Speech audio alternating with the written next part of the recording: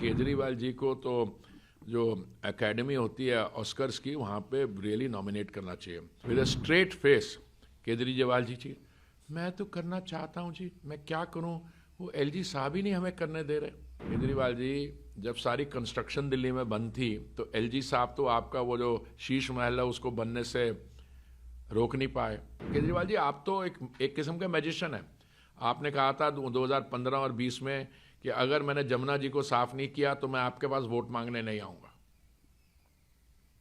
फिर आप फिर आ गए वोट मांगने। हमारी ऑर्डिनरी पॉलिटिकल लैंग्वेज में इसका मतलब है आप सरेआम झूठ बोल रहे हो। केजरीवाल जी को तो जो एकेडमी होती है ऑस्कर्स की, वहाँ पे रियली नॉमिनेट करना चाहिए with a straight face.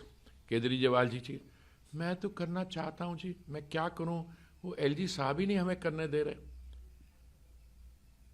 Kejriwal जी, जब सारी कंस्ट्रक्शन दिल्ली में बंद थी तो एलजी साहब तो आपका वो जो शीश महल है उसको बनने से रोक नहीं पाए। आपके पास पावर थी नहीं, आपने एक ही दिन में पिछली बिल्डिंग की डेमोलेशन और नई बिल्डिंग की कंस्ट्रक्शन की परमिशन अपने आप को दे दी। आपने जो एस्टिमेट था उसका उससे 343% ऊपर गया। तो केजरीवाल जी, आप तो एक किस्म का मैजिशियन है। आपने कहा था 2015 और 20 में कि अगर मैंने जमुना जी को साफ नहीं किया तो मैं आपके पास वोट मांगने नहीं आऊंगा। फिर आप फिर आ गए वोट मांगने, क्योंकि जो भी कहते वो तो जो केजरीवाल जी कहेंगे जो मैं तो चाहता था जमुना जी को साफ किया पर वो एलजी साहब ने मेरा हाथ रोक लिया। केजरीवाल जी, आपने 2012 17 नवंबर को ये भी कहा था कि अगर सीएजी ना होता तो कांग्रेस पार्टी ने देश को बेच दिया होता।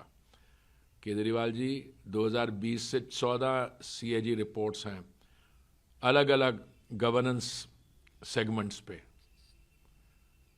आपने क्यों नहीं उसको भेजा स्पीकर साहब के पास, क्यों नहीं आपने एलजी को भेजा?